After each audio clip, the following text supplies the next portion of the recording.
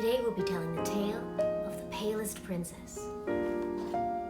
Once upon a time in a faraway land where people also deserved equality and respect, there was a beautiful princess. People adored her because she was deemed the most valuable through the structures of ageism, racism, and the patriarchy. As a young child, her mother died, which left the damsel in a state of distress. The princess also had a stepmother who practiced positive affirmations in the mirror every day. But because all women were forced to feel inferior to the princess who was palest of them all, the stepmother was made to feel vain by her daily self-care routine. Eventually, this led to the stepmother displacing her resentment for the patriarchy onto the princess. Due to the imbalanced distribution of wealth from a heavily reinforced class system, the stepmother lived in such a bubble that she felt it appropriate to hire a hitman to take out her stepdaughter, falsely believing this would fill the void she had from her lack of self-love. Luckily, the hitman either had enough of a conscience or was so lazy that when he took the princess to the woods and she fled seeking safety, he thought, well, I'll just say she's dead. And took credit for work he did not do. Blinded by her own trauma, the princess justified breaking and entering into a cabin in the woods. The 7 short bearded gents who lived there all agreed.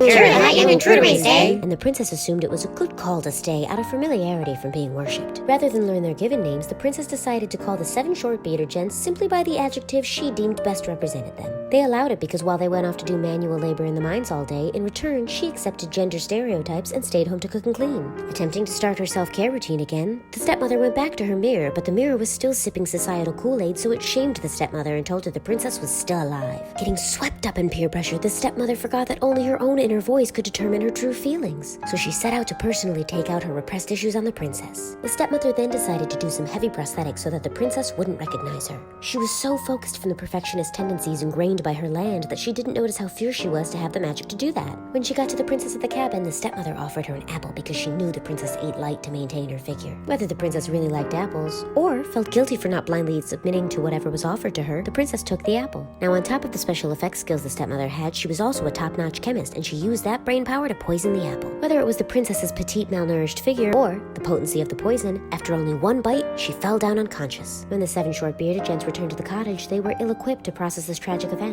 After all, their one friend with experience coping with emotional baggage was now in a severe coma. So none of the 7 short bearded gents realized how useless it was to put the princess in a glass coffin in the woods. After the princess had been in desperate need of medical attention for far too long, a prince wandered by in the wood. The 7 short bearded gents told the prince all about her story, and his rich, spoiled ass thought, I've been told to leave home in search of a woman who will let me impregnate her, and this one's already solidly unconscious, plus she's hella hot. Let's do this. Surprisingly, the 7 short bearded gents were all on board and ready to sit back and watch. Perhaps it was the suction of the prince's kiss that sucked the roofied apple right out of her mouth, or the fact that assault is brutally jarring. But after just one non-consensual kiss, the princess sprang awake. When she came to and saw a stranger attempting to get dirty with her while her other 7 stranger friends watched, she decided her best bet was to play along until she could get a ride home. Once they got back to the castle, the stepmother was so shocked that the princess was not only alive, but starting to develop a thing for her necrophiliac attacker that she dropped dead right on the spot. The princess and everyone else all lived haphazardly ever after. So remember, kids, looks aren't everything, don't accept treats from strangers, and an equitable society requires education and diversity. The end.